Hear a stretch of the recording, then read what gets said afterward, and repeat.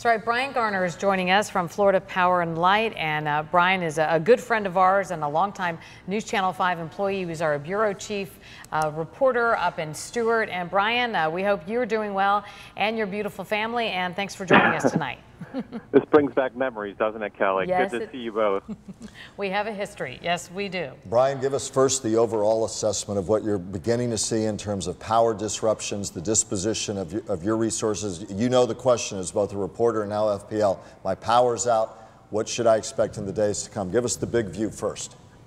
Sure. I think at this point you all have been advising your viewers well, which is you've made your preparations, you've made your decisions. Now just hunker down and be safe and stay inside and listen to the changing forecast, because it is changing every few hours. At the moment, if you look at the counties that you serve, very few power outages right now, just a few hundred, I'd say, in the Treasure Coast. Palm Beach County, we're looking at about 9,500 people are out of power right now. But we are continuing to restore power even as the storm is hitting us, so long as the winds don't exceed 35 miles an hour. And as you've said, even emergency crews, police and fire, they can't be out on the road doing work under those conditions. So as long as the winds stay below sustained winds of 35 miles an hour, we're going to be out there restoring power even during this storm. And then afterwards, we've got a virtual army of folks coming in from all over the country. More than 16,000 people from 30 different states, including Canada, have descended on Florida to help in this restoration effort, both here in Palm Beach County and the Treasure Coast. And then, as you've seen, the West Coast is really going to take the brunt of this storm. So we're going to be putting the full force of our resources into restoring power. And it could be a long haul, especially on the West Coast, but we're not going to stop until everybody is restored. Brian, let's talk about the information you want from FPL customers. We had a question. Someone sent it in and said that there was a tree in the backyard that was rubbing up against a power line and the line was sparking.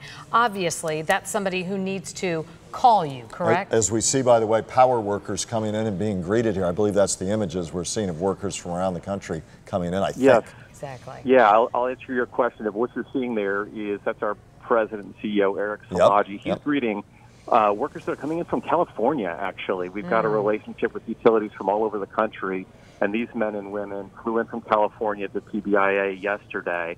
We're outfitting them with some of our trucks and equipment so they can hit the ground running. And we're staging these crews all over the state in the places that we expect to be hardest hit by the storm, so that to speed the restoration, we're getting these people on the ground even before the storm hits us.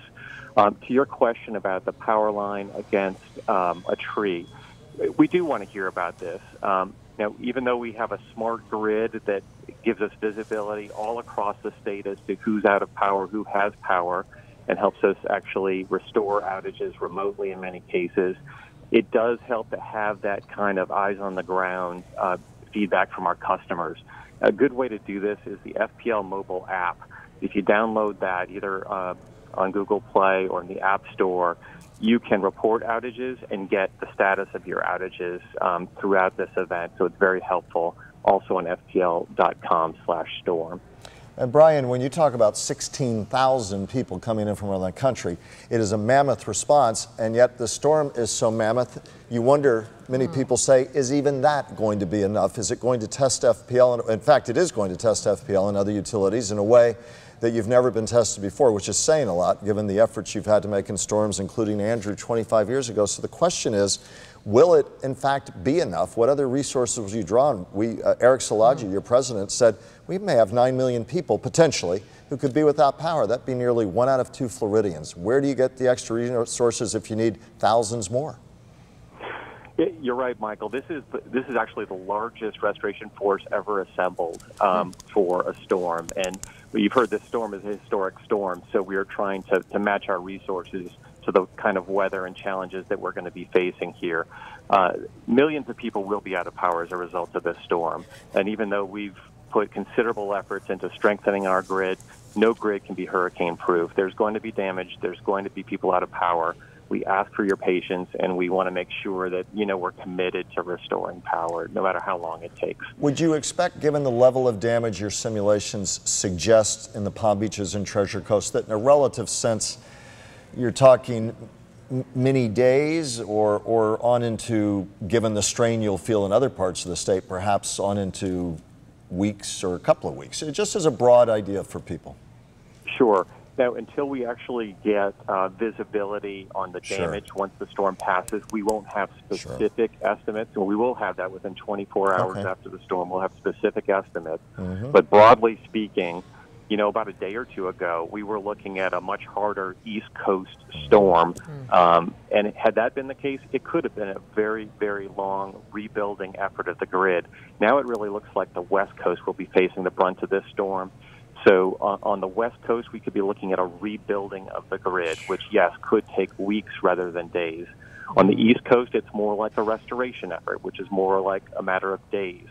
So that's broadly speaking, but again, we won't know specifics until the storm actually passes and we see what we're dealing with. We were just looking at that video of all of the other crews coming in. Where are you putting all those people? Where is that? It's a good question. It's trucks. an army. Where do you put them all? What you're looking at in that video there, that's in Lake City up in the northern part of the state. So as these trucks flow in from different states, we have a big, what we call, processing center there in Columbia City Fairgrounds, I believe it is.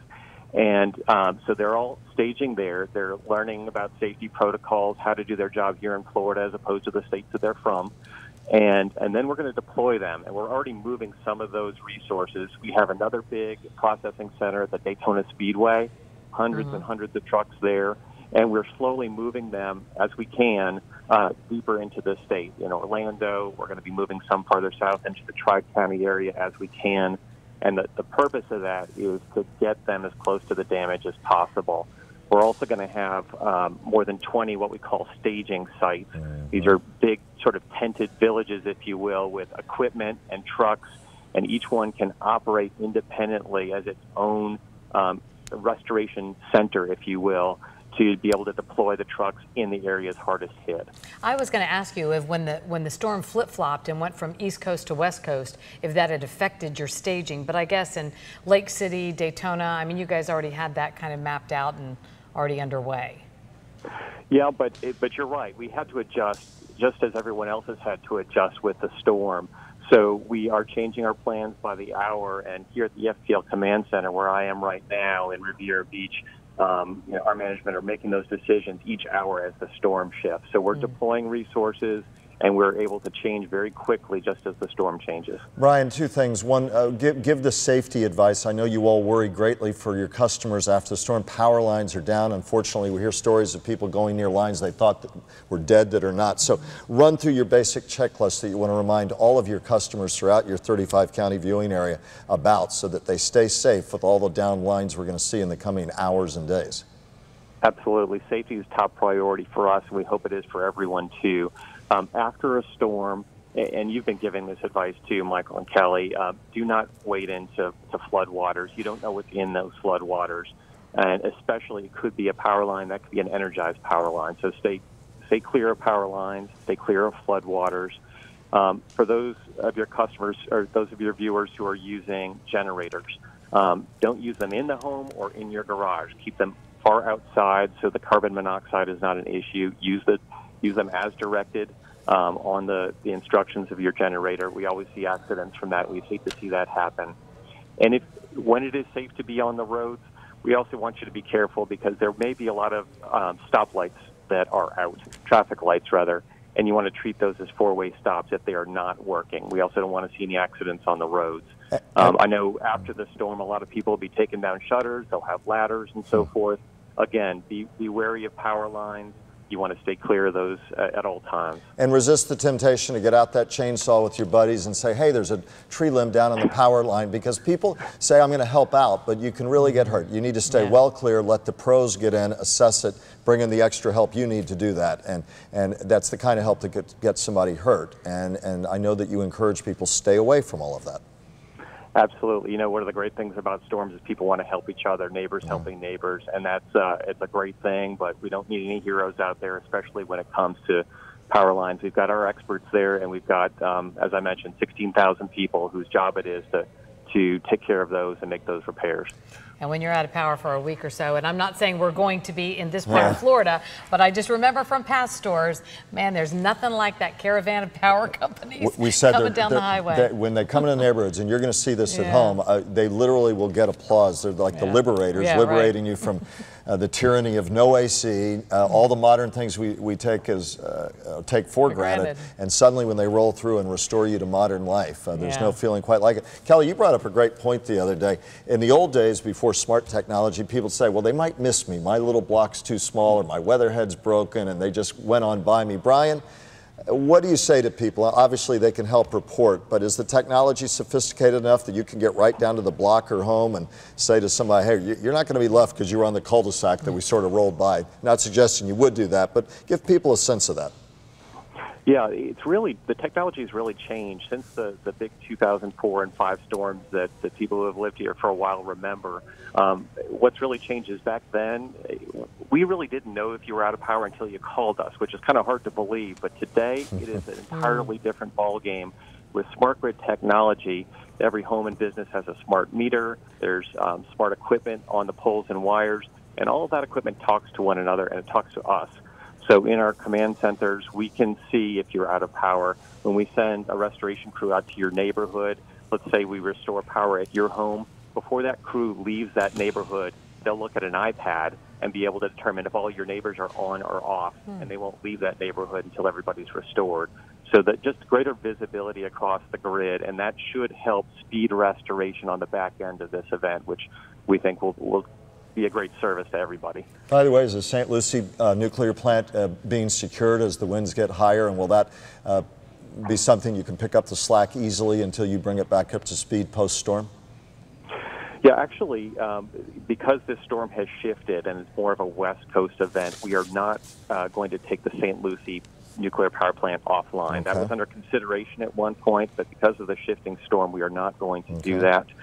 We have taken one of our 2 nuclear units at Turkey Point in Miami offline, and the other is still under consideration based on the path and intensity of the storm. So again, as the storm shifts, some of our decisions about power generation are shifting as well. But we do want our customers to know, regardless of whether the nuclear plant in Miami is completely offline or online, we do have other sources of generation, and we do have adequate power that we will continue to operate the grid until, again, the storm prevents us from doing so. All right. As we take a look at North Hutchinson Island, we're going to get back to some of that coverage. Brian, first of all, we want to thank you. And I just have to ask, because I've always wondered this, is it really true if you're near a school or a hospital, you're going to get your power back on before someone else? Well, you know, our restoration process, we go to the power generation first so we can get the power back on. We go to our critical customers, the hospitals, 911 centers, police and fire, and then it's the biggest blocks of customers as quickly as we can get them. So it may be, if you're served by a power line that's near one of those shelters or a police station, you may be one of the first to get your power back, but no guarantees if you're not part of that. We ask for your patience. Absolutely. You have to have it after something like this. Well, listen to all of the personnel who are pouring in from around the country, in addition to the thousands with FPL. We know you trained for this. It's a disaster recovery unlike any, perhaps in history, at least certainly for the Sunshine State. So you all be safe out there. And we thank you very much for your time. I know we'll be in touch in the days to come, but it's going to be a long haul. Thanks for your time. All right. Thank you. Take care.